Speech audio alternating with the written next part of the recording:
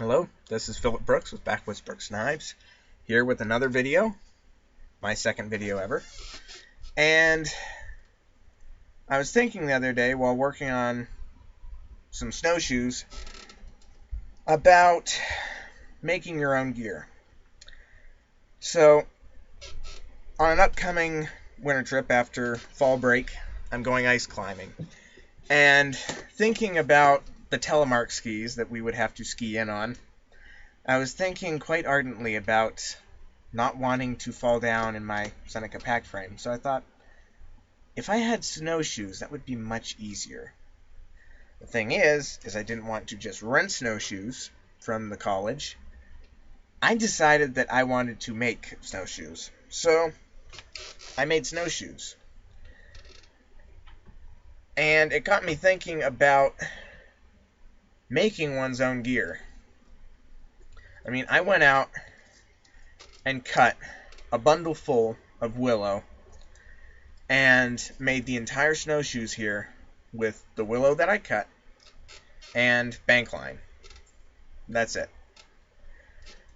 I had thought of this idea because a single piece of willow is not large enough to make a full snowshoe with by itself, but bundling them together makes a wicker styled snowshoe. So I thought, this might be a good idea. So I looked up. There was one other guy who showed this method, and he was actually the one who showed me the Canadian jam knot. I think he was Canada Bushcraft, so thank you for actually showing me the Canadian jam knot. But he was the only other guy who had used a wicker type setup that I saw on YouTube. And it's interesting because it's a very highly available resource, and some might pass it by, not think about it, but willow is a copaceable tree, which means that if you take one tree, you cut it off, the root structure won't just die. It'll shoot off 5 more shoots and grow 5 more trees, which means that these that I cut here will be basically grown back to the exact same height in probably about 2 years, is what my guesstimation would be, judging from the looks of the stumps that were left there. So I haven't expended resources. What I've done is I've actually created more resources. By strategically copicing the wood, I've not only got an abundance of material to use for making my snowshoes, but I've also quadrupled my ability to make more stuff later because of that copicing effect. So knowing about that is another thing that we as craftsmen, because as woodcrafters, bushcrafters, camping survivalist guys, we are, in the sense, crafters. We build stuff, we make shelters, we make fire, we craft all of that stuff. So it's actually surprising that not a lot of people know about copicing. Dave Canterbury recently did a video on copicing, and the only other reference that I've ever heard of it is in Ramir's 4 Seasons of England, or Britain, I do believe. That video, he talks about copicing. He doesn't go into as much detail as Dave Canterbury does, but he gives you a good idea of what's going on when you cut something like a willow, a poplar, an aspen, and a few hardwoods will do it too. But knowing something like that enables you to make all the gear that you need. I mean, Dave Canterbury said in another one of his videos recently, where he also talked about copicing, the ability to make everything you need basically involves knowing how to work metal and how to work wood. This is working wood. and it's falling down. So this is working wood. But to work wood, you either need to work with bone first, or stone first, or you need to know how to work with metal. Which, the moment the Indians got metal, they snapped it up immediately because they knew how important that maintaining an edge for that long, or being able to be that durable, that longevity factor could help them. So, for making the snowshoes, I only used two things. These knives. This is what I used to basically I 3-fingered this one and chopped all of them off. I used these as scrapers, and I cut everything down to size with them. No saws. I use this to cut my cordage because it's easier to get this thing in between your fingers and the cord instead of this big boy. You end up cutting yourself instead of cutting the cord. But I made these.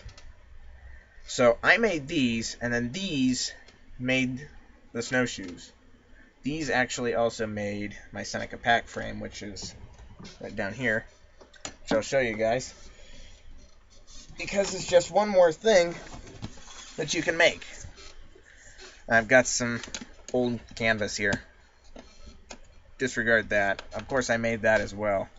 But the strap I made on an ankle loom. This is red brush. Then just jute tied all around. Some paracord and bone toggles. That's it.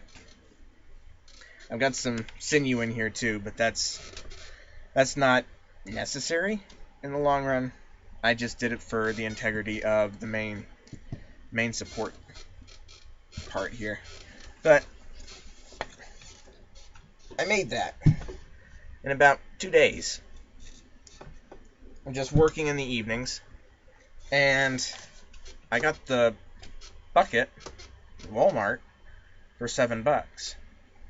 So I have a traditional style pack frame, and I have a modern style pack basket, and I have the ability to lash anything else that I want all around the sides, like just hooking on this little noggin.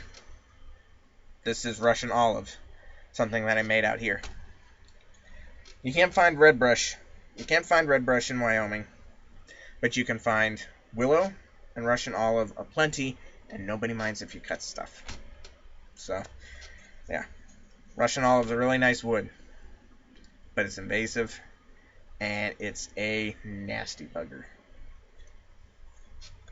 But makes good stuff. Splits really well. But just that idea of making your own stuff, making knives, making, I don't know, belts. Make a belt out of cord. Making knives. Buying a bow saw blade, like this Nicholson here, and make the bow saw. This is for the Nicholson bow hack. It'll work with a hacksaw blade or a bow saw blade. Costs $15. This is $5. This costs about 15 minutes of work. $5 for essentially the same object. I'm going with this because I can make this. Big thing is, I take this section out, use these, make a new one of these that's long enough, and I can fit my 24-inch Baco blade with this setup. All I need is a longer extender to go from the 12-inch blade to a 24-inch blade. Making your own stuff can be multi-purpose. You also know what quality you're getting because you made it. Depending on what skill you are as a craftsman, you'll know what quality to expect. You'll know how to fix it because you made it. So you know how to put it together. If it breaks, you know how to put it back together because you put it together in the first place. So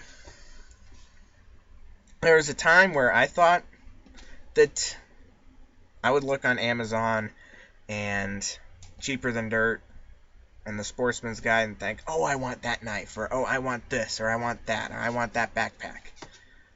But once you start adding up the dollars, it starts getting expensive, and you can't buy that a lot, especially if you're starting out on a low budget. So that's when I started thinking, why don't I just make it all? So I learned how to make a knife, and honestly, once you learn how to make a knife, you know how to make practically any other metal tool you could ever want, because you got to figure out how to temper this so that this is hard, this is springy, and this is soft. You have to know how to make the handle, because that's actually a process in itself, because you got to drill it out, you got to cut it, you got to make sure it's all flat or flush with your handle, with your tang. It's just a crazy amount of work. You get a great product when you're done. It's a lot of work. But knowing how to do this, making a gouge is a piece of cake, because all you got to do is take a file, smooth off all the sharp edges, the filing edges, heat it up, bend it, temper the edge. That's it. Put a handle on it. Bang it through wood. Make more noggins. Make kukskas. Make bowls. Anything you want. If it breaks, heat up that edge again. Bend it around again. And you've got another one that's a little bit shorter. Still the same tool, in essence. But just that knowledge alone then transfers into wood. Being able to make a bow saw or snowshoes. You don't have to know how to make snowshoes like this. I didn't even know they would turn out this well either. But making snowshoes is actually very easy if you just need something to get you by. Making a snowshoe is extremely easy. There's nothing hard about it. And it's basic knowledge. But the only thing you probably want is bank line or some sort of a cordage. Bank line, paracord. You could use either. You could use dental floss. Or, what's another thing is, I could have only used willow if I wanted to here. If I had the time, if I wanted to take the time, I could have peeled all of the bark off of this. Scraped off the outer bark, peeled off the nice fine inner bark, boiled it for a few minutes, made it nice and soft, stretchy, get the elastic properties out of it, twisted it into rope. I didn't need to buy webbing. All I needed to do was twist a larger rope from all the string that I've been using around the edges to lash it all together. Just make a larger rope, bam. I've got lashings. So, knowing how to do all your own gear is not only cheaper, but it also gets you closer in touch with the original people who started woodcraft, bushcraft, because they had to live it every day. They had stone, and they had wood, originally. And they could make anything that they desired out of stone or wood or bone. Once they got metal, then they went crazy. They did tons of stuff. Once the Indians got steel bladed objects, their craftsmanship skyrocketed. They made extremely intricate carvings. They made extremely intricate pieces of work that they couldn't do with stone. They could get really close with stone. I mean, you can get extremely close with stone, but you have to sharpen it more. You got to remake it more. Steel, you don't have to do that. This will outlast 50 flint knives. That's basically the entire idea of that. some of the, like, the famous Makatagan was steel. The original one may have been of bone. I don't think we know that specifically, but the Makatagans that you see making canoes were all of a metallic type. So,